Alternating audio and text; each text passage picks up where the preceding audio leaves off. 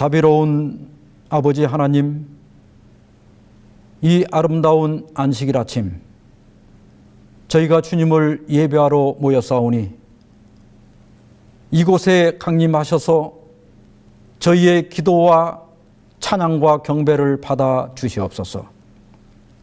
오늘도 저희가 주의 말씀을 기다리오니 주여 우리에게 말씀해 주셔서 이 말씀이 어둡고 어지러운 세상에서 우리 발에 등불이 되게 해 주시옵소서. 이제 저희가 예배를 시작하오니 모든 순서를 통하여 오직 아버지 홀로 영광받아 주시옵시기를 예수 그리스도의 이름으로 기원하옵나이다. 아멘. 교동문 761장 경배와 찬양. 하나님은 영이시니 예배하는 자가 영과 진리로 예배할지니라. 여호와의 이름에 합당한 영광을 그에게 돌릴지어다. 제물을 들고 그 앞에 들어갈지어다. 아름답고 거룩한 것으로 여호와께 경배할지어다. 여호와께 그의 이름에 합당한 영광을 돌리며 거룩한 옷을 입고 여호와께 예배할지어다. 그러므로 형제들아, 내가 하나님의 모든 자비하심으로 너희를 권하노니 너희 몸을 하나님이 기뻐하시는 거룩한 산 제물로 드리라.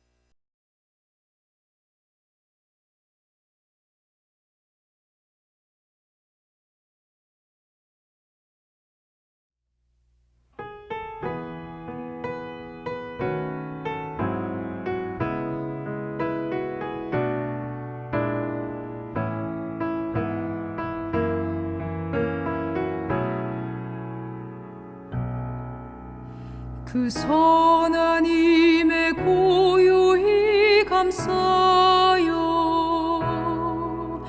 그 놀라운 평화를 누리며 나 그대들과 함께 걸어가네. 나 그대들과 하늘을 여네. 지나간 허물 어둠의 날들이 무겁게 내 영혼 짓눌러도 오 주여 우릴 외면치 마시고 약속의 구원을 이루소서. 그 선한 힘이 우릴 감싸시니 믿음으로 일어나리 기대하네. 주 언제나 우리와 함께 계셔. 하루 또 하루가 늘 새로워.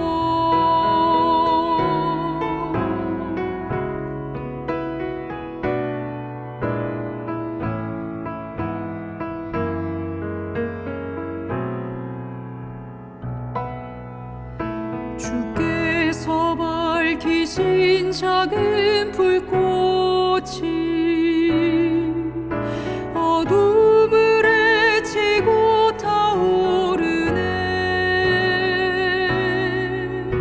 그 빛에 우리 모두 하나 되어 온누리에 비추게 하소서. 그 선한 힘이 우릴 감싸시니 믿음으로 일어나리 기대하네. 주 언제나 우리와 함께 계셔. 하루 또 하루가 늘 새로워. 그 선한 힘이 우릴 감싸시니 믿음으로 일어나리 기대하네. 주 언제나 우리와 함께 계셔. 하루 또 하루가 늘 새로워.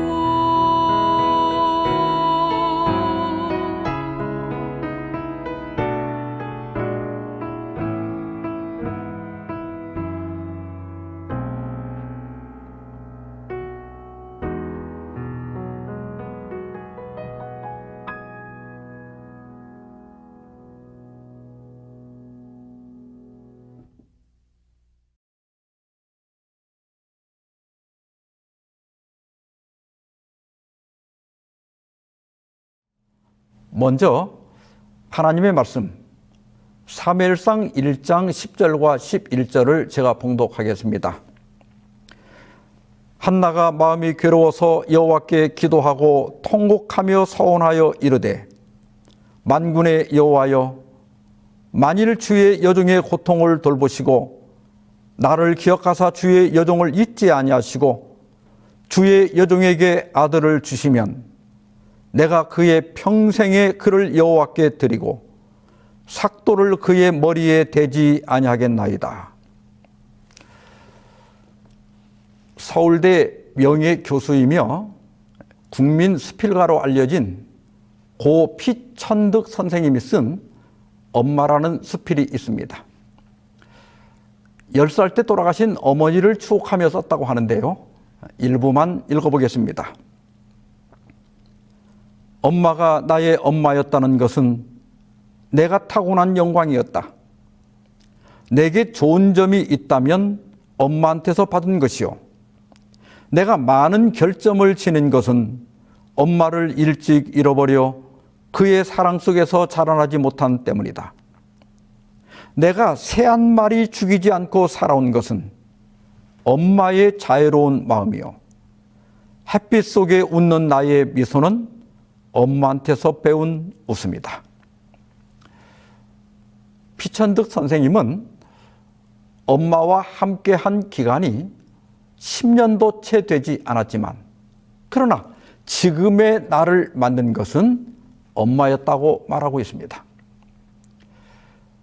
미국의 16대 대통령이면서 미국 역사상 가장 존경받는 대통령 중 한 사람인 링컨은 오늘의 나의 희망, 이 모든 것은 천사 같은 어머니 덕분이라고 말하면서 내가 배웠던 교훈 중 가장 위대한 교훈은 어머니의 무릎에서 배운 것이다라고 말했습니다.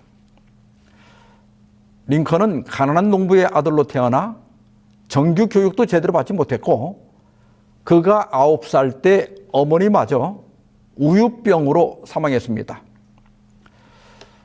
우유병은 미국 개척지에서 흔히 발생하던 질병인데, 독초를 먹은 젖소나 염소의 우유를 먹으면 심한 피로감이나 복통, 구토, 경련을 일으키고 심하면 사망에 이른다고 합니다. 후에 링컨은 이렇게 말했습니다. 나는 어머니의 기도를 기억합니다. 그 기도들은 언제나 나를 따라다녔고 평생토록 나와 동행했습니다. 링컨이 어머니와 함께한 기간도 채 9년이 되지 않았지만 그 짧은 기간 어머니의 기도와 교육이 위대한 링컨을 탄생시킨 겁니다.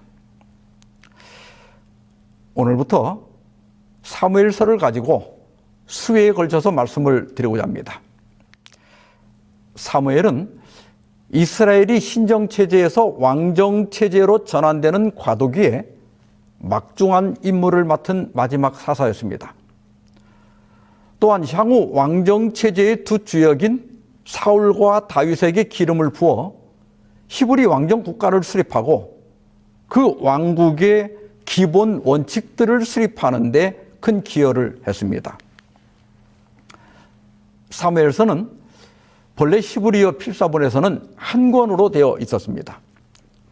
그러다가 기원전 3세기경에 헬라어로 번역한 70인역에서 사무엘서를 둘로 나누어 왕국 제1서, 왕국 제2서라고 하였고, 열왕기성도 둘로 나누어서 왕국 제3서, 왕국 제4서라고 하였습니다. 그러다가 4세기경에 제롬의 라틴어 성경에서 왕국들을 열왕들로 바꾸었고, 1517년 베네치아에서 다니엘 본베르그가 히브리 성경을 출판할 때 현재와 같이 사무엘 상하 그리고 열왕기 상하로 분류하여 오늘에 이르고 있습니다. 그리고 책명인 사무엘은 저자보다는 책의 내용을 가리키는 겁니다. 왜냐하면 사무엘서가 사무엘의 생애와 사역을 중심으로 기록되어 있기 때문입니다. 그리고 사무엘서의 저자는 유대 전승에 따르면 사무엘상 24장까지는 사무엘이 기록했고 나머지 부분은 나단과 다시 기록했다고 합니다. 오늘은 첫 번째 시간으로 무릎으로 낳은 위대한 사사, 이런 제목으로 말씀을 드리겠습니다. 여호수아는 탁월한 지도력으로 가나안 정복과 땅 분배를 마칩니다. 그리고 1390년 마지막 호소를 위해 12지파의 두령과 대표들을 세겜에 소집합니다. 여호수아는 아브라함부터 시작해서 출애굽, 또 광야의 여정, 가나안 정복에 이르기까지 모든 과정이 하나님의 의해, 하나님의 은혜로 된 것을 강조합니다. 그리고 다른 모든 신들을 버리고 오직 여호와만 섬기기로 서약을 받습니다.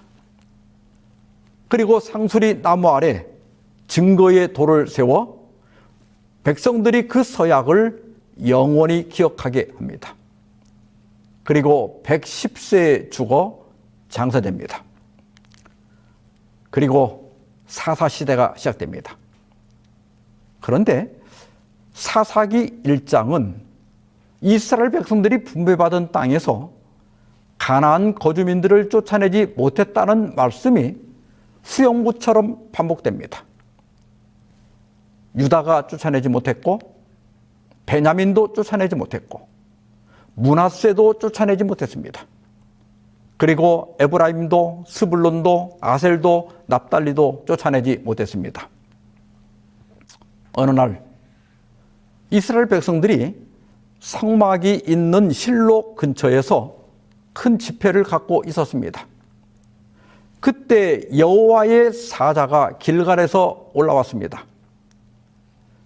그는 선지자일 수도 있지만 여호와께서 말씀하시기를 이라는 말을 전혀 사용하지 않고 내가라는 1인칭을 사용하기 때문에 우리 주석에서는 여호와 자신, 곧 그리스도로 보고 있습니다.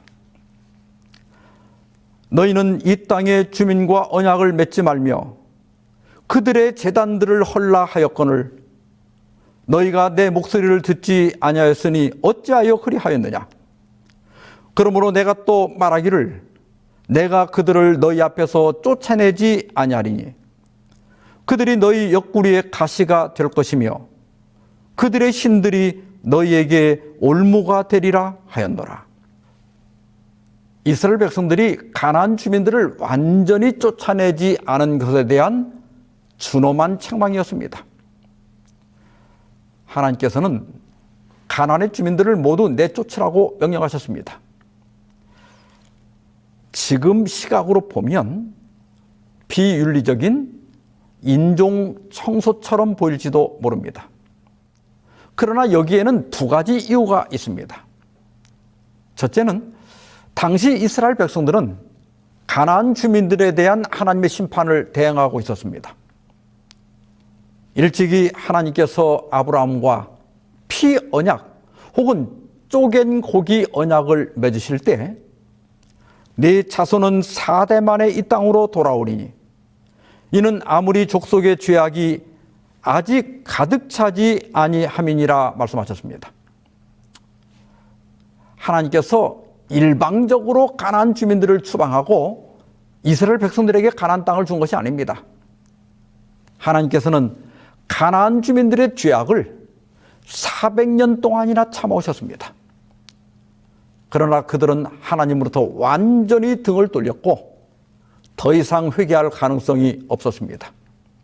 그래서 하나님께서는 이스라엘을 통하여 가나안 주민들을 심판하신 겁니다.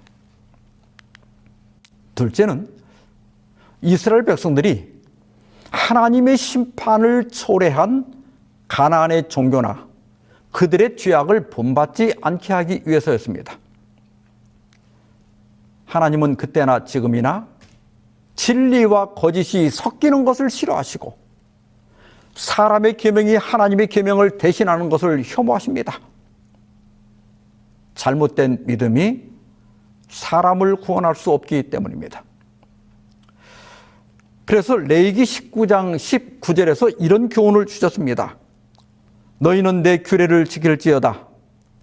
네 가축을 다른 종류와 교미시키지 말며 네 밭에 두 종자를 섞어 뿌리지 말며 두 재료로 직조한 옷을 입지 말라.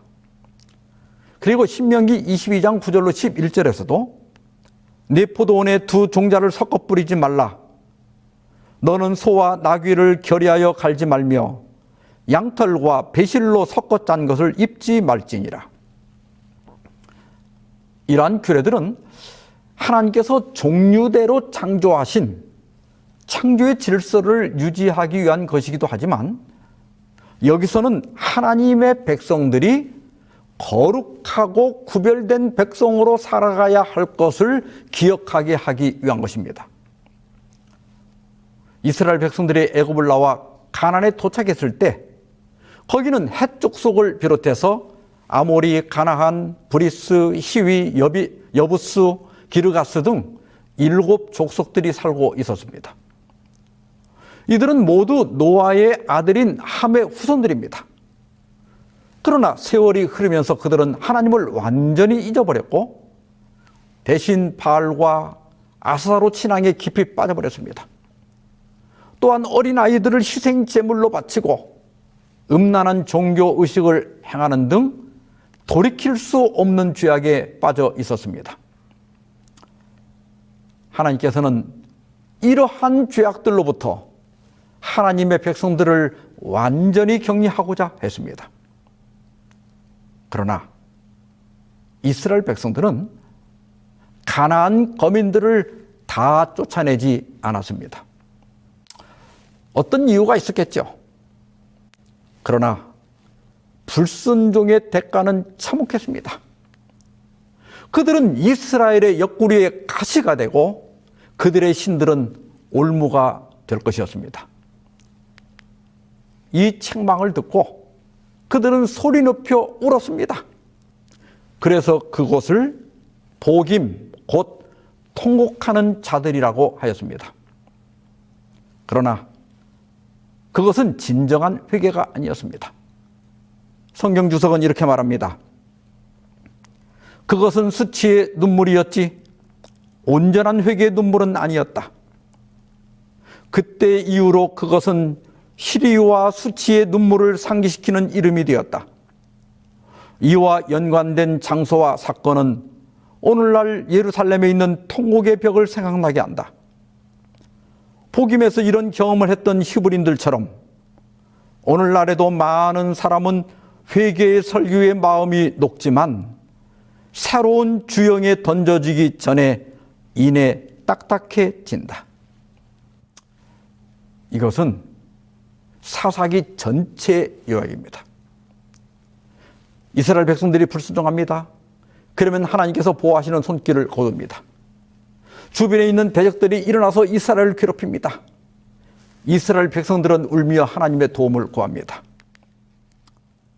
여호와께서 그들을 위하여 사사들을 세우실 때에는 그 사사와 함께 하셨고 그 사사가 사는 날 동안에는 여호와께서 그들을 대적의 손에서 구원하셨으니 이는 그들이 대적에게 압박과 괴롭게 함을 받아 슬피 부르짖음으로 여호와께서 뜻을 돌이키셨음이거늘. 여기서 왜 하나님께서 사사들을 일으키셨는지를 설명합니다. 많은 경우 압박과 괴로움은 사람들을 겸손하게 하고 회개로 인도합니다. 이스라엘 백성들이 슬피 부르짖을 때마다 하나님은 사사를 일으켜 그들을 구원해 주셨습니다. 그러나 고통의 시간이 지나가고 조금 살만하면 다시 배도의 길을 갔습니다. 그 사사가 죽은 후에는 그들이 돌이켜 그들의 조상들보다 더욱 타락하여 다른 신들을 따라 섬기며 그들에게 절하고 그들의 행위와 패역한 길을 그치지 아니하였으므로 참 슬픈 기록입니다. 사사기를 읽으면서 어쩌면 지금 우리의 모습은 아닐까 하는 생각을 해봅니다. 불과 몇십 년 전만 해도 교회를 걸어 다니거나 버스를 타고 다녔습니다. 무더운 여름에도 선풍기도 없이 부채질을 하면서 예배를 드렸습니다. 그때 우리 모두 가난하고 삶이 고달팠지만 그래도 순수함이 있었고 신앙의 지조가 있었습니다. 요즘 교회를 향하여 탄식하는 소리가 많이 들립니다. 안식일이 무너지고 건강기별이 무너지고 우리의 정체성이 무너지고 있습니다. 어떤 때는 이러다가 하나님의 손길이 거두어지지 않을까 마음이 떨릴 때가 있습니다. 도표에서 보시는 것처럼 사사시대에는 여호수아가 사망한 서기전 1390년부터 사울이 즉위한 1050년까지 340년간 계속됩니다. 온엘부터 사무엘까지 14명의 사사들이 있었습니다. 이때를 대표하는 성경절은 그때에는 이스라엘의 왕이 없었으므로 사람마다 자기 소견에 오른 대로 행하였더라입니다.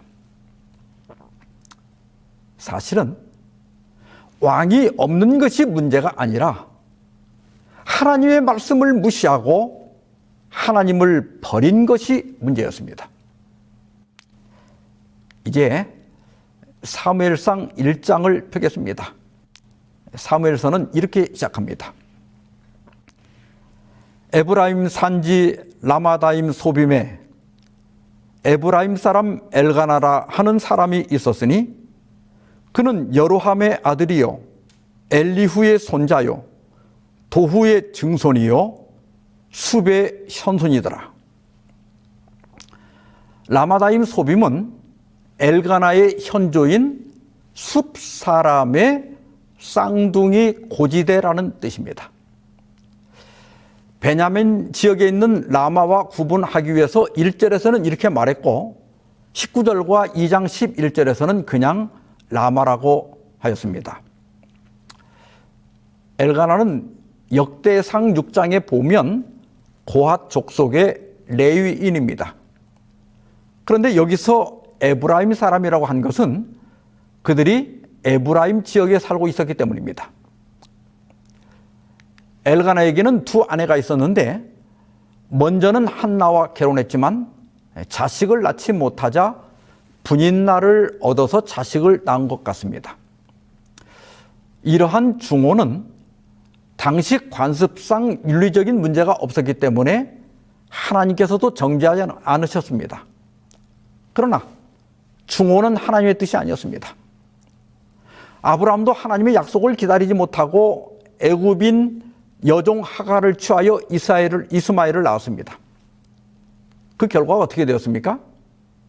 그것 때문에 이스라엘과 아랍 사이의 갈등과 사륙이 지금도 계속되고 있지 않습니까? 비극의 씨앗이 뿌려진 겁니다. 그래서 시브리 기자는 이렇게 말합니다. 너에게 인내가 필요함은 너희가 하나님의 뜻을 행한 후에 약속하신 것을 받기 위함이라. 또한 셋째 천사도 마지막 성도들의 특징을 이렇게 진술합니다. 성도들의 인내가 여기 있나니 그들은 하나님의 계명과 예수에 대한 믿음을 지키는 자니라. 재림 신도들은 기다리는 사람입니다. 기다림에는 인내가 필요합니다. 조급함은 언제나 실수를 낳고 실수는 고통을 낳습니다. 하나님의 약속은 즉각 이루어질 때도 있지만 평생에 걸쳐 이루어질 수도 있고 때로는 죽은 후에 이루어지기도 합니다. 기도는 하나님께 맡기는 겁니다. 일단 맡겼으면 하나님께서 그분의 시간에 그분의 방식대로 응답하실 것을 믿고 인내하며 기다려야 합니다. 셋째 천사는 마지막 성도들에게 인내가 있다고 선언합니다. 처음 신앙을 잊지 말기를 바랍니다. 남은 무리에게 주신 기별이 여기 있다고 당당히 말할 수 있기를 바랍니다. 이 사람이 매년 자기 성읍에서 나와서 실로에 올라가서 만군의 여호와께 예배하며 제사를 드렸는데 엘리의 두 아들 홈니와 피느하스가 여호와의 제사장으로 거기에 있었더라. 엘가나는 레위인이었지만 당시 다른 레인들처럼 시무를 맞지는 못했습니다. 그러나 그는 레인으로서 이웃들을 격려하고 좋은 모본을 보이기 위해 매년 3대 절기, 무교절, 또 맥추절과 수장절이 되면 희생제물을 가지고 19km를 걸어서 성막에 올라갔습니다. 네, 여기에서 홈리와 비나스를 언급한 것은 꽤 의미가 있습니다. 우리가 잘 아는 대로 그들은 타락한 제사장들이었습니다. 그럼에도 불구하고 엘가나는 신실하게 예배와 희생제물을 드렸습니다. 예수님 당시에도 안나와 시므온이 그랬습니다.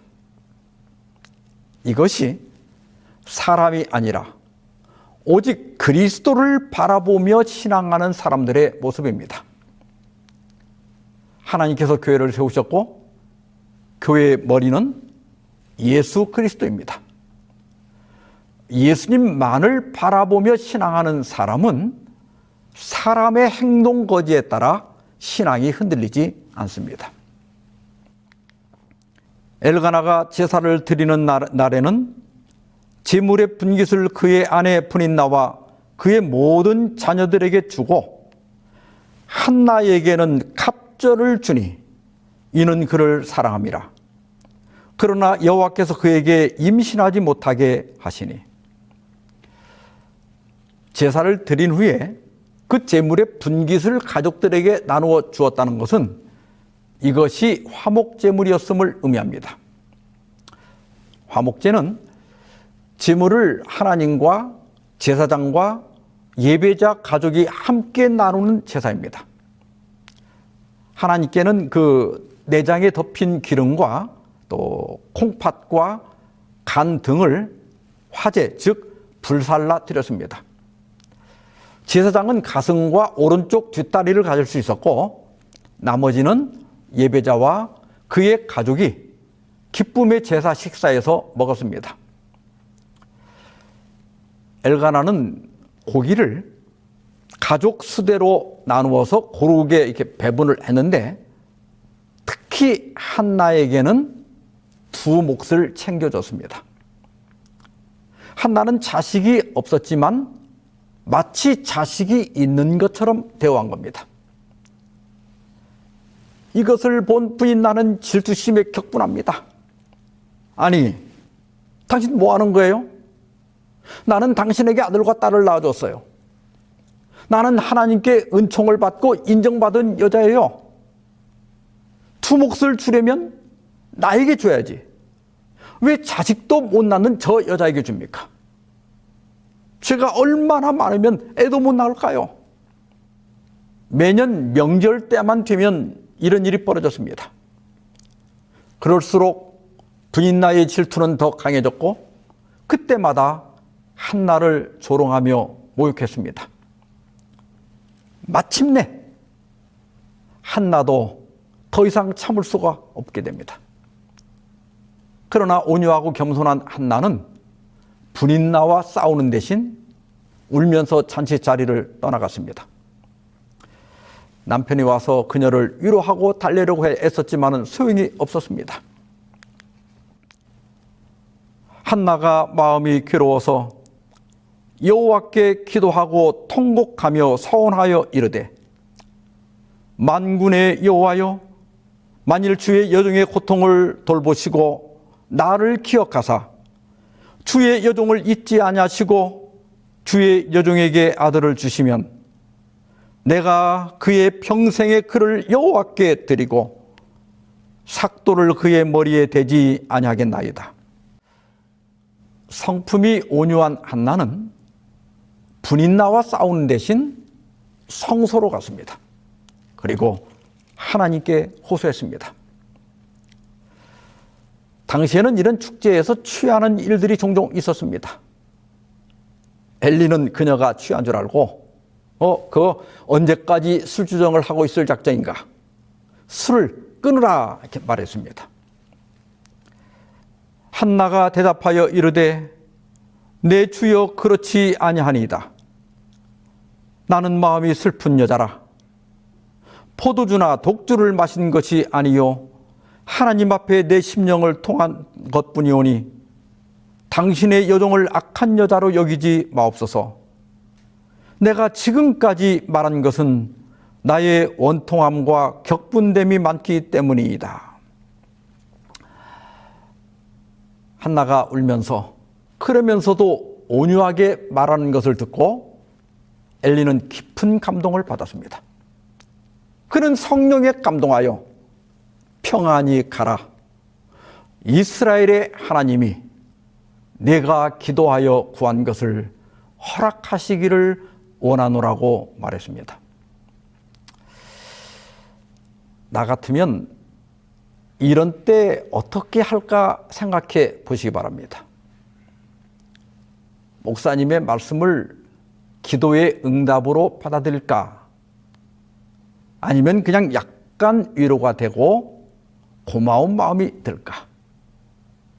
가슴에 손을 얹고 내가 어떻게 반응할지 생각해 보시기 바랍니다.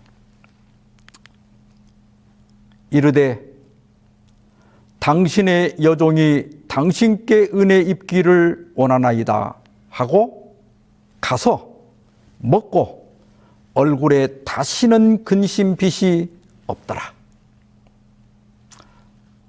한나는 엘리의 축복을 단순한 목회적 위로가 아니라 인간의 입술을 의탁한 하나님의 허락으로 받아들였습니다. 이것이 믿음의 사람의 모습입니다.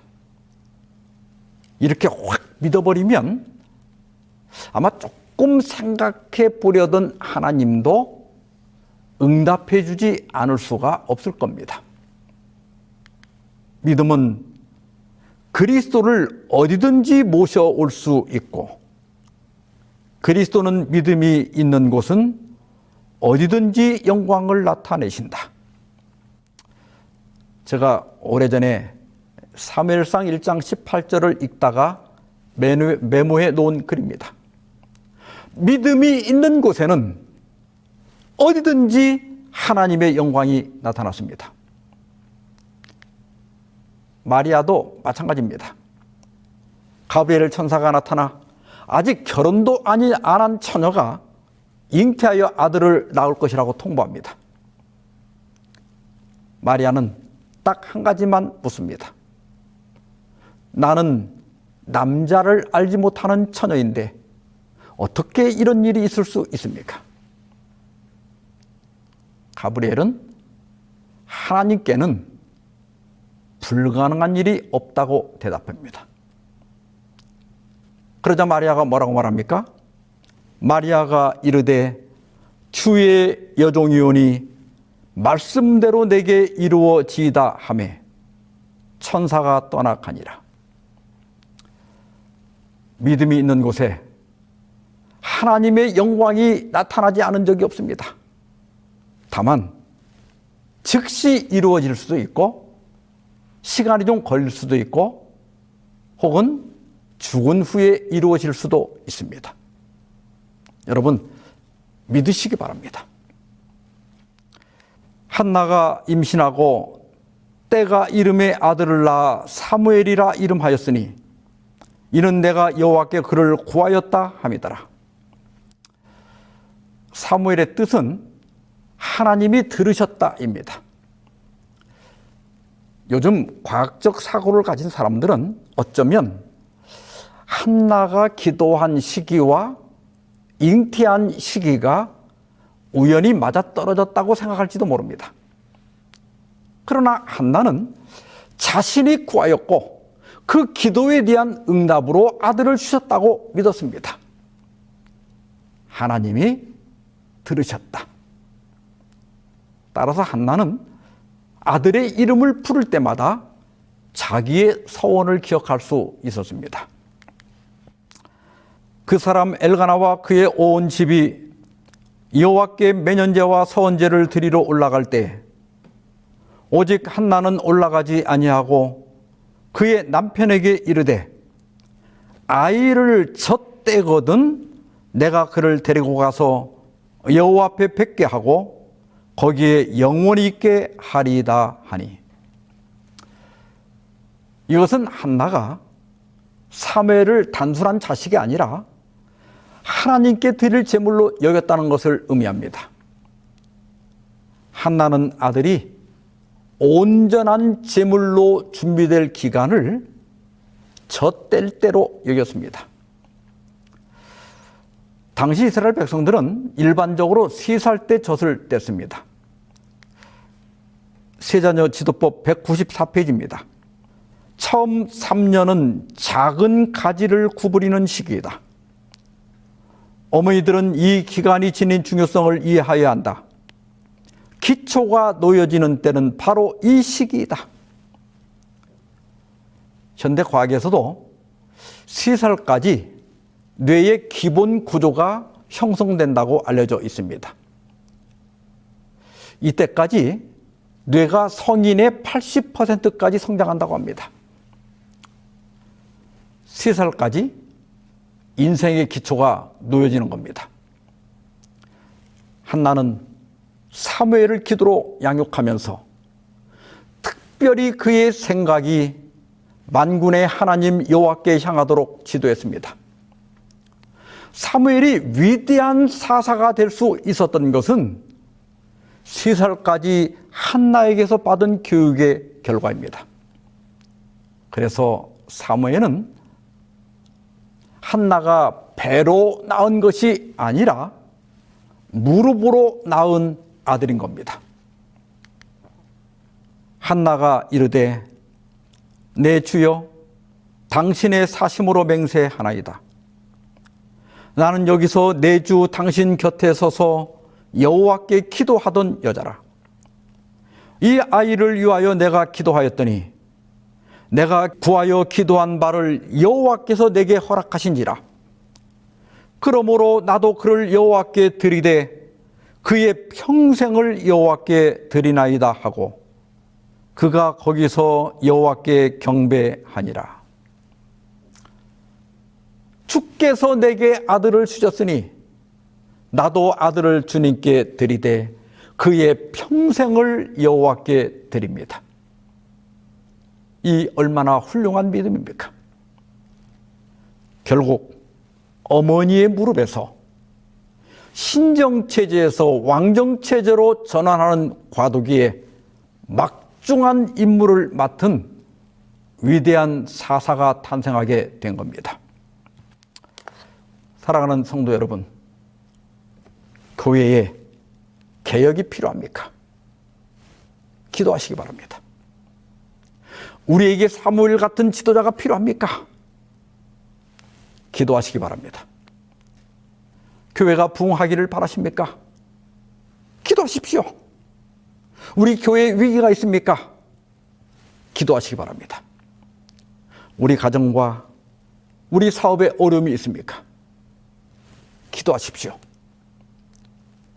우리의 무릎에서 또 한 번의 위대한 응답이 있기를 주의 이름으로 축원하면서 말씀을 마치겠습니다.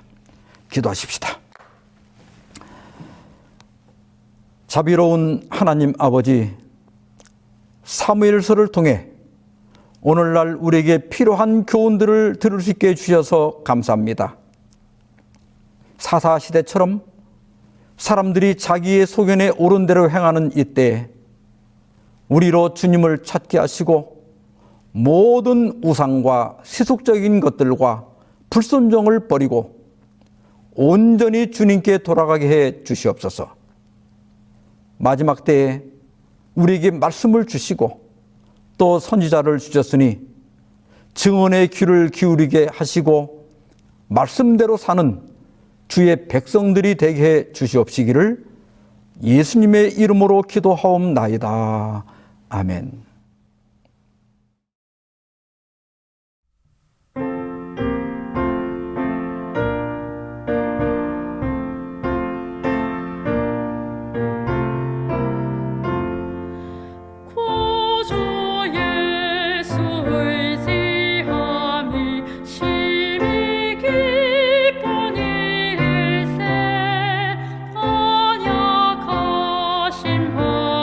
받았으니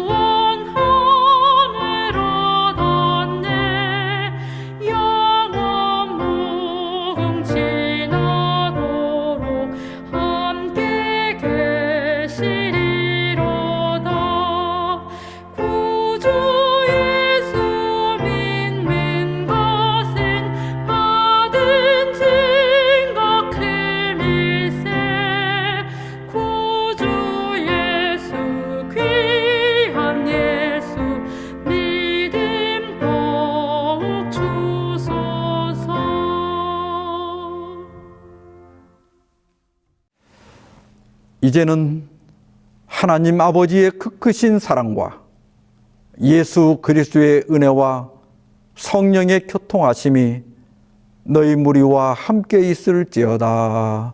아멘.